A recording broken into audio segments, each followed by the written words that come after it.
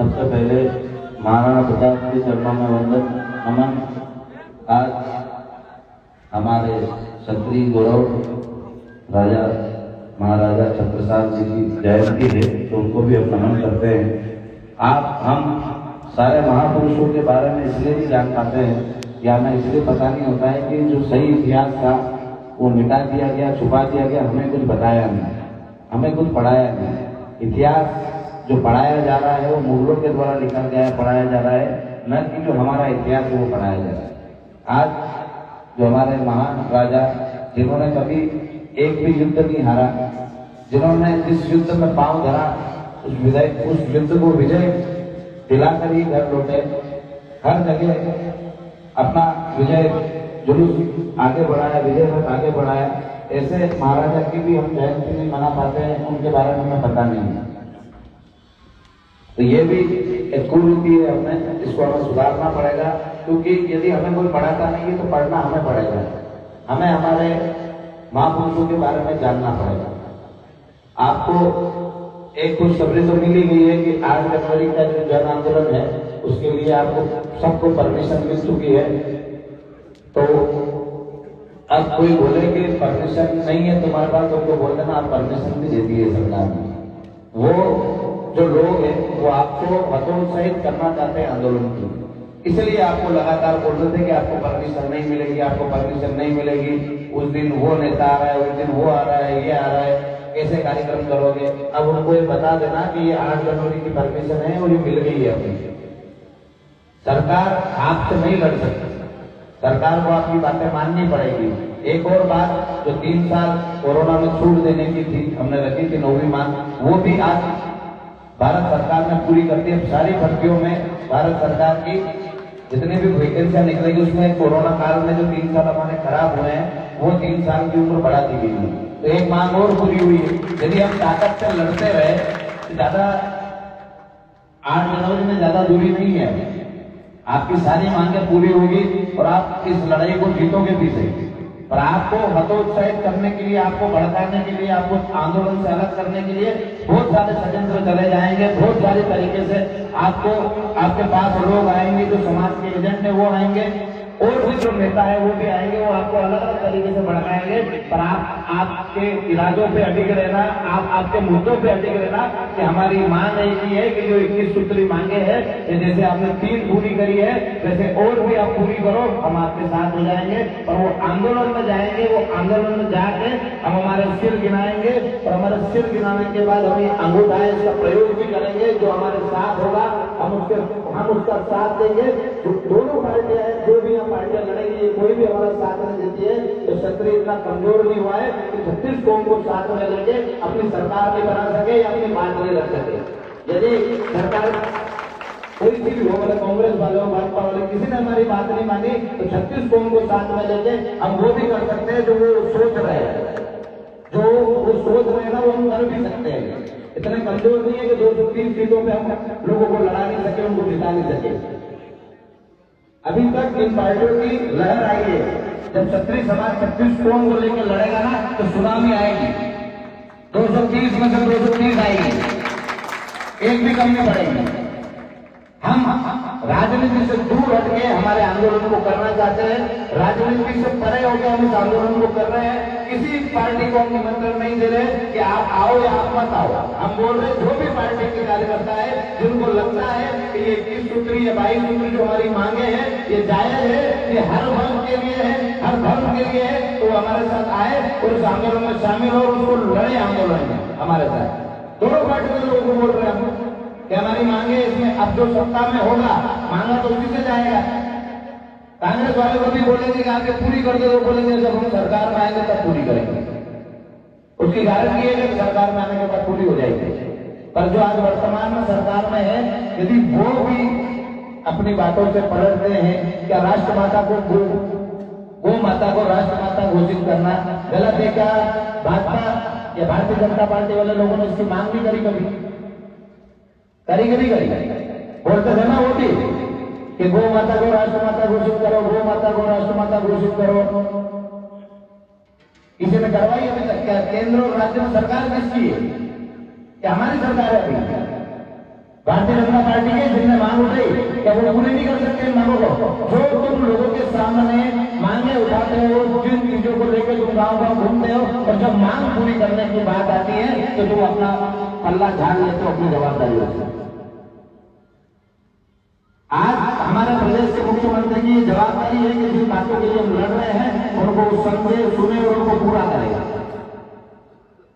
मुख्यमंत्री, प्रधानमंत्री, राष्ट्रपति किसी एक पार्टी के नहीं होते। उस प्रदेश में जिस प्रदेश का मुख्यमंत्री होता है उसके लिए जितनी भी जनता होती है वो बराबर होती है। सबके लिए योजनाएं लागू होती है, सबके लिए क्रियान्वयन होता है। किसी एक व्यक्ति या पार्टी के लिए काम नहीं होता है। तो उनको मुख्यमंत्री बनाया है कि जनता ने, प्रधानमंत्री बनाया है कि जनता ने, तो उनका भी फर्ज बनता है कि जो राज्य की जनता है उसके हित के बारे में सोचा जाए। और हम जो मांगे उठा रहे हैं वो 36 कौम की मांगे हैं और सर्वधर्म सर्वहित की मांगे। हर व्यक्ति का भला होगा, बुरा किसी एक व्यक्ति का नहीं होगा। आर्थिक आधार पर आरक्षण होगा तो जो धनाढ़ व्यक्ति है उसका आरक्षण समाप्त होगा, न कि उस गरीब दलित व्यक्ति का जिसकी वो उनको बहला बहला के, उनको भ्रमित करके हमारा विरोध कराते हैं। एक भी दलित समाज के व्यक्ति का आरक्षण समाप्त नहीं होगा जो वास्तविक रूप में गरीब है। खत्म उसका होगा जो धनाढ़ है, जो पैसे वाला है, जो नेता है, जो आईएएस है, जो अफसर है। पर लड़ने के लिए उनको भड़काया जाता है कि तुम्हारा आरक्षण ये करणी सेना वाले समाप्त करवा देंगे। आपको हमको उनको समझाना पड़ेगा कि हम तुम्हारे लिए लड़ रहे, हम हमारे भी जो बच्चे हैं, हमारे जो भाई हैं, जो गरीब परिवार से उनके लिए लड़ रहे हो, तुम भी उसमें शामिल हो क्योंकि तुम भी हमारे परिवार का हिस्सा हो। जब राजतंत्र था तो हमारे राज्य में जितने भी लोग निवास थे सबकी रक्षा की जवाबदारी हमारी थी, सबकी सुरक्षा की जवाबदारी हमारी थी। आज राजतंत्र जरूर नहीं है पर क्षत्रिय है और वही खून हमारे अंदर है। आज भी हमारी जवाबदारी है कि इस राज्य में जितने भी लोग निवासरत हैं उनकी शिक्षा, स्वास्थ्य, सुरक्षा सबकी जवाबदारी हमारी। तो हमें आगे आगे उनके लिए लड़ना पड़ेगा, हमें आगे आगे उनके लिए आंदोलन करना पड़ेगा।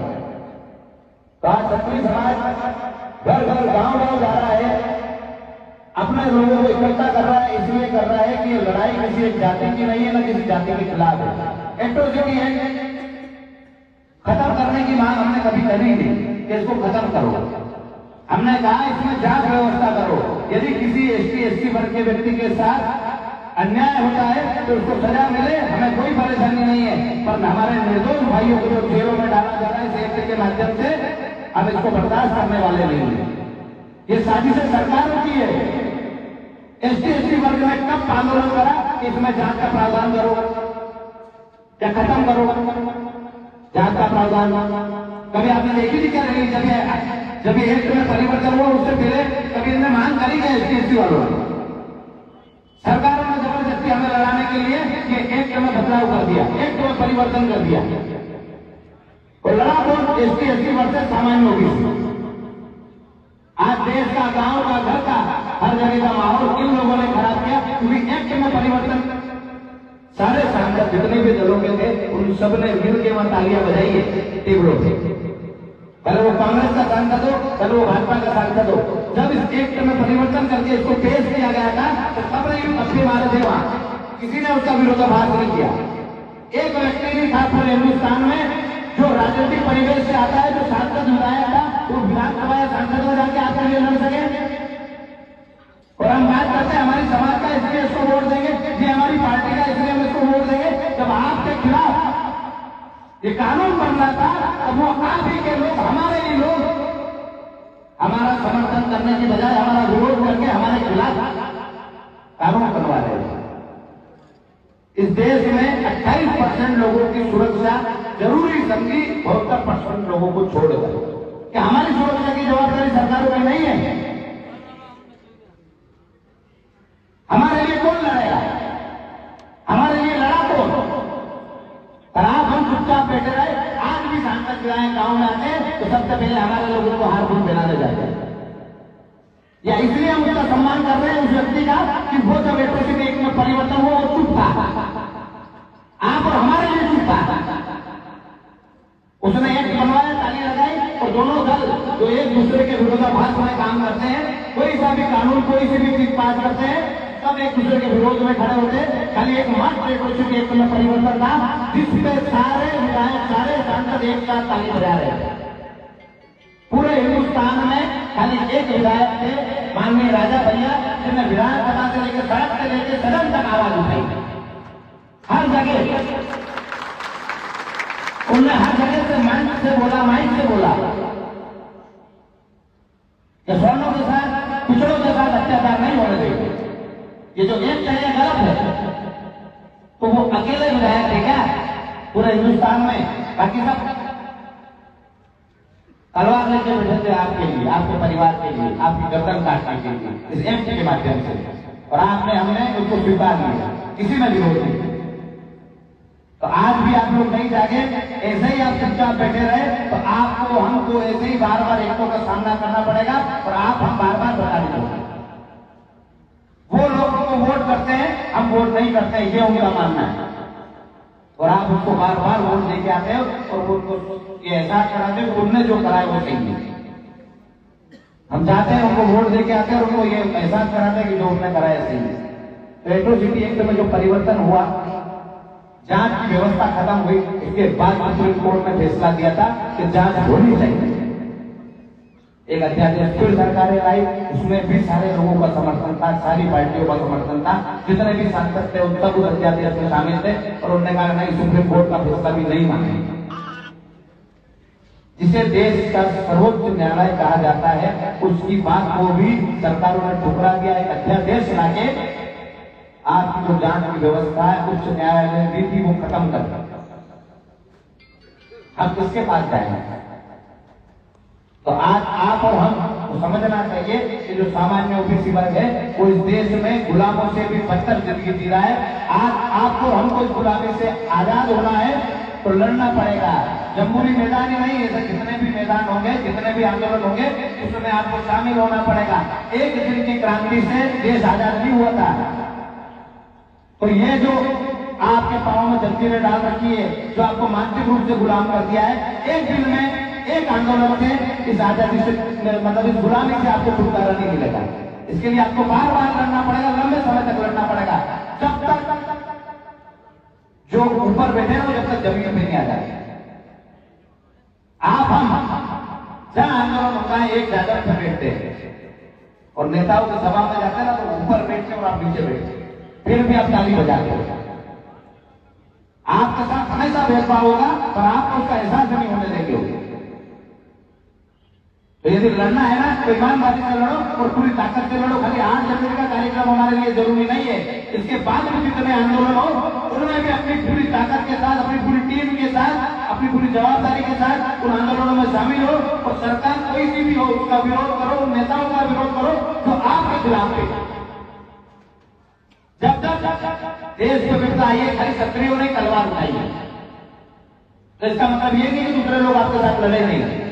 लोगों ने आपको आगे करा, आपका चेहरा आगे करा और वो भी आपके पीछे कंधे से कंधा मिला के लड़ रहे थे। पर उन्होंने कहा कि हमको विजय दिलाने में, हमारी लड़ाई लड़ने में सुप्रीम समाज का योगदान है, इनने हमें विजय दिलाई।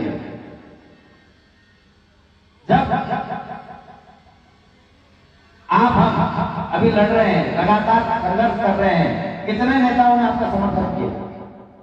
कितने नेताओं ने आपके साथ आके गांव गांव में प्रचार किया? कितने नेताओं ने आपको ये बोला कि जहां इस गांव में तो ये मेरी विधानसभा में लगता है तो मैं यहाँ आके आपके साथ प्रचार करूंगा? ये किसी जाति के खिलाफ आंदोलन है? ये किसी पार्टी का आंदोलन है? ये आप हम सबके अधिकारों का आंदोलन है। और जो व्यक्ति आपके अधिकारों में आपके साथ नहीं दे सकता, आपको भी ये सोचना पड़ेगा कि आपको उसके साथ रहना है कि नहीं रहना है। जब तक आप उनको ठुकराओगे नहीं ना, तब तक वो आपके पास नहीं आएंगे। तो उनको बाईकाट करना चालू करो, उनको बोलो हम तुम्हारे साथ नहीं है। जब तुम्हारे पास वोट मांगना है तब उनको बोलो हम तुम्हारे साथ नहीं, क्योंकि तुम हमारे साथ नहीं हो। इस लड़ाई में जो हमारे साथ रहेगा, इस लड़ाई में जो हमारे साथ लड़ेगा, हम उसी के साथ रहेंगे। हम जो इनकलाब के नारे लगा रहे, इनकलाब ऐसे नहीं आता है। 23 साल का लड़का शहीद भगत सिंह जी यदि ये सोच लेते कि मुझे भी सत्ता का सुख लेना है, मुझे भी राजनीति करनी है, तो कभी बदलाव नहीं आता, कभी देश आजाद नहीं होता। उन्होंने हमारे लिए, हमारे पूर्वजों के लिए जो गुलामी का जीवन जी रहे थे, उसके लिए अपने आप को फांसी के फंदे पर चढ़ाया हंसते हुए। उनने ये नहीं सोचा कि मेरा क्या होगा, मेरे परिवार का क्या होगा। आप सबको भी इनकलाब लाने के लिए कुर्बानियां भी देनी पड़ेगी, उसके लिए भी तैयार रहना पड़ेगा। तो इनकलाब ऐसा आना चाहिए कि लोगों को लगना चाहिए कि वास्तविक रूप से इनकलाब है, मजबूरी में नारा नहीं लगाया जाता इनकलाब का। ये क्रांति है, और क्रांति में जो क्रांतिकारी होता है वो अपने पूरे दिल जोश के साथ इनकलाब का नारा लगाता है।